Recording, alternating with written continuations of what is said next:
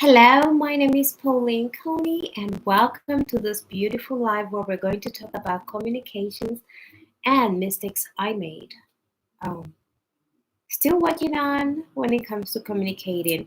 So I thought I would share real life examples and then um, talk about like the frameworks you can use to communicate better with other people that could be in business or when you just have to be more effective and intentional. So, first of all, you have to understand that communication has to be intentional if you want to get some results or if you want to get the most out of whatever effort and energy you put out there. So, are you intentional when it comes to communicating? Let me share some of the mistakes that I made. Okay, so some of the mistakes I made when it came to communication is that personally, I would have an issue inside my mind. I would have an issue that I think needs to be resolved or that needs to be addressed. And then I would ask a person, like, I remember this time when I had something which was really heavy on my heart, and then I asked my daughter's father to have a conversation. And I expressed what I thought were problems or things that could be looked at. And at the end of the conversation, the person nodded, listened, and then that was it. And then I found the same thing recurring, but what I didn't know back then that I would do better or that I do better now is that when you start, like when you are going to have a conversation, understand that there are many modes of communication when you're going to have a conversation.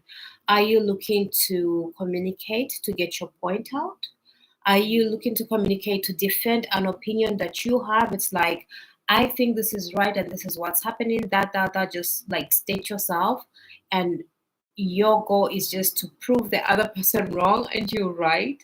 Or are you looking to communicate so that you can have a resolution, a resolve? Or are you communicating to listen?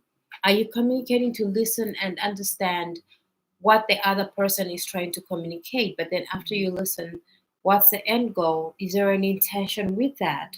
So it's very, very important that you understand that communication is not just about sitting and then just stating out whatever you have in your mind. That is not as effective, and you might find yourself talking about the same thing over and over again because you did not have the intentionality either to be understood or to make yourself clear about a point of view or standards that you're communicating which are not debatable, or if it's an issue that you have, you did not take the time to make sure that you have an intention of resolving the issue. So it's not just about stating your mind, it's like, how are we going to resolve this? We address the issue, but what's the resolve for this? How do we move forward? Sometimes we find ourselves, and I've been there so many times, we find ourselves in situations where we're explaining our point of view and we expect to be understood. But what if, when starting a conversation, you start off with stating your intention and what you would like to get out of the conversation? This is called priming. So you're priming for the conversation. So, like, let's say I have an issue with let's say, with my daughter, or let's say you have an issue in the company, and then there is this that is happening, thing that is happening, and you need to resolve.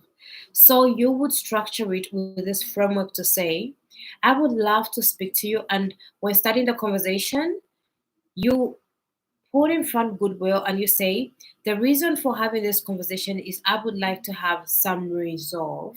I would like us to resolve this. So we're going to look at the problem, and then we're going to spend more time trying to think of how we can resolve the situation.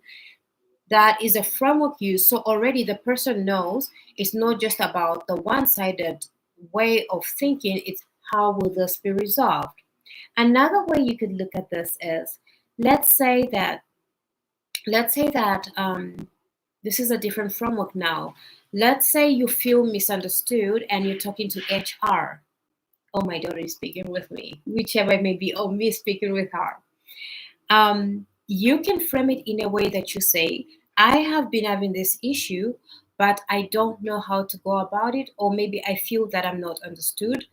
I would love you to be my ear. And if you're looking for advice, steady to say, I need your feedback once you hear what I have going on. So you've already framed and pointed it out that you're looking for feedback, or you're looking to resolve or some kind of situation, but you really need to be heard before you can get to the conversation, just so that you know that they're keeping in mind your worries and find a way that you get out of the situation, or that you can get a second brain on whatever situation you have. So these are all different ways. These are all different ways. And before, I didn't know this. Sometimes I'll find myself in conversations where, there is someone stating their point and they're stating their belief. And if the person listening is listening to respond or react, we don't take the time to understand that that's a belief they are communicating. They're not looking to grow past it, they're not looking to expand it, they're not looking to grow, they're just telling what they believe and that's it for them. That's something you can't negotiate with another person. So then you would just listen, respect what you hear, but at the end of the day, they just wanted maybe to share their point of view. The mistake we make in the situation, for an example of share of, maybe that could be a belief or a standard. If someone shares a belief or a standard, they're not asking for how do I take this down, or how do, they're just sharing what they believe. So they're just looking to be heard and understood. So knowing also, like, communication is not just about communicating, it's also about listening. Are you listening to understand? Are you listening to evolve? Are you listening with a growth mindset to say, I didn't think of it this way? How does this go about? Or are you listening to are you listening just to understand the boundaries that, or the standards that a company or a person may have? This is very important, and it's a two-way thing. It's the same thing like if you're a company and you're sharing your values and your values and your core beliefs as a company. You're not looking for someone to negotiate with, so you're not looking to hear what the employee or new person thinks you should change, but you're communicating a standard set. And I've found myself at times not realizing that that's a belief that's being shared. That is someone just stating their facts, their personal facts, and it's not about like what I think about the perceived fact they have, or the fact that they have. So the best way to communicate, or the way I have learned to communicate, is just like acknowledge acknowledge what they're saying, that they feel heard, but then it doesn't need a feedback. So in this way, especially as a feminine being, in this way, you're gifting the person the gift of being heard, and you're not acting to be quiet, or pretending to be quiet, or just trying to play a game. You're actually being just there, your embodiment, like your life essence. You're just there, just like taking it in and saying, okay, they're sharing a part of their worldview, a part of their experiences. I hear them, that's it. It doesn't take away anything from me or them by sharing that. So when communicating, it's very important that you understand that there are many modes way people communicate, and it will put you in a better place if you make sure that you prime the conversation for the outcome or the flow you're looking for.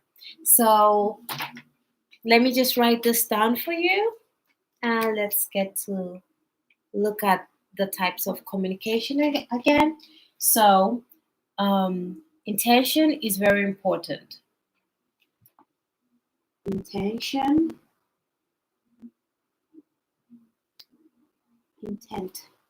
I think that should be a T, not an S. Please, there it is.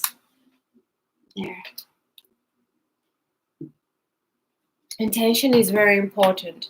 So, communicate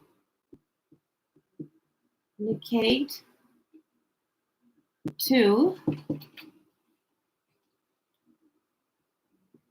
understand, or be understood. So the time you communicate to understand or be understood is when someone is sharing a boundary, someone is sharing a standard or a belief system. This is when it's most effective to be in this the framework and the thought process. It's very important that when someone is sharing a belief, um, let me change the color. Okay, so if someone is sharing a belief, someone is sharing a standard,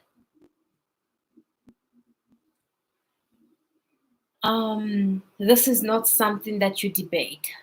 It's unnecessary. That's not what they're looking for, because the brain and the mind will only protect what it's identified with. So a belief is something that a person is identified with. A standard is someone is set for themselves that they identify with. So attacking this usually is perceived as an attack on the person, not the topic.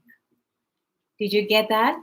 So usually when you attack a belief or a standard that someone has, it feels as if you're attacking the person, not the topic, because they see themselves attached to their belief and their standard.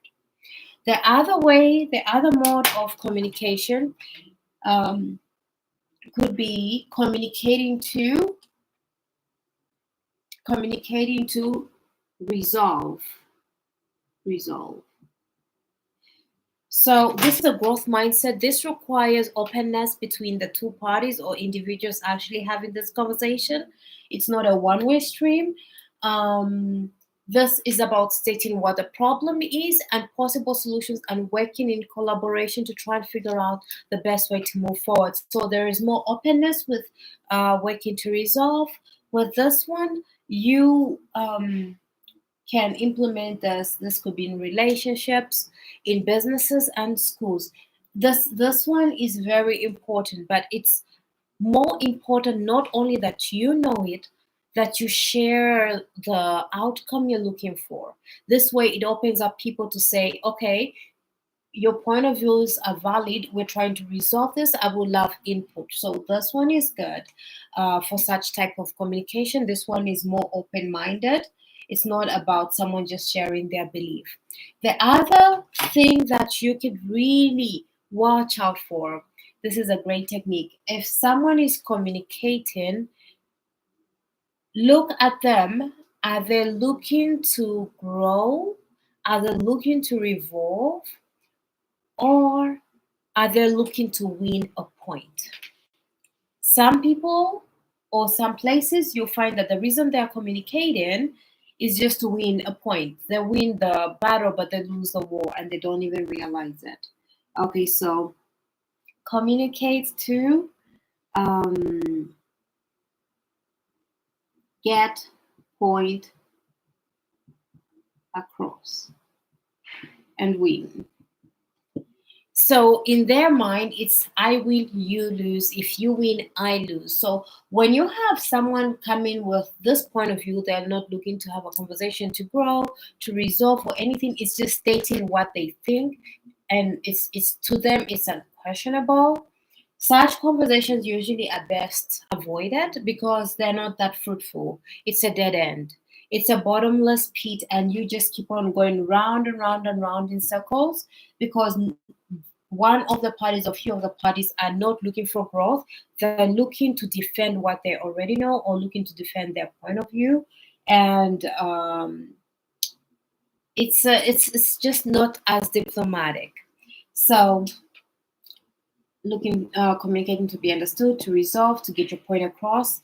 Okay, now this one I love. These are all like connected. They're very connected, and you can use all the above or the few depending on the type of situation you have. Now, looking at this one is sometimes people communicate for alignment. Sorry about that. Communicate for alignment. So, like, communicate for alignment, this could be in relationships, like marriage, for example. So, alignment in a relationship or marriage looks like having some goals, having some directions, having things that are important, like what are priorities, what do we stand for, and stuff like that. Where you have two different parties, two different thinking, two different backgrounds, and having them focus on something that they're building together. That could be family values, structures within the family, and all that, so that they work from the same page. So this is when alignment is there. Now, with alignment, you need all the types of communications. It's very important, but you have to have the end goal to say we're working as one unit. We're working, as the same team, not once against another. So that's a good framework when you're looking at this. The other alignment happens in companies. Now, this is when it comes to corporations, it's a different ball game here. Um, oh, thank you, my darling. Oh, thank you. Operations. Thank you. So when it comes to corporation, like a company, with a company, it has its own values, its core values that it lives by, aligns with. It has the company already has structures. The communication and alignment is regardless of the personality types, this is what we expect from you. This is how you can represent us. This is what is accepted. This is unacceptable. So mostly you're sharing the principles, you're sharing how the person fits into the company, because you have companies which have people from different parts of the world, different cultures, and you align them right there when you're recruiting them, or as you keep on training them to fit into the company culture and the direction of the company. So all this communication is with intention. But if you lack on communication, you will find that things will be falling and you won't have the skill sets and the frameworks to address them, or put out fires before they grow big, you know? So that's with relationships and with company. Now, when it comes to the third one, alignment could also be something that people go for when it comes to friendships. This was a marriage, but let's say friendships. It's almost the same. It's relationships as well, but I'll use it. Why not? I wish if I had some comments here, I would have listened and then I would have picked up what people said and worked with it. But since I don't, I'll go ahead with this. Friendships. Okay. So friendships and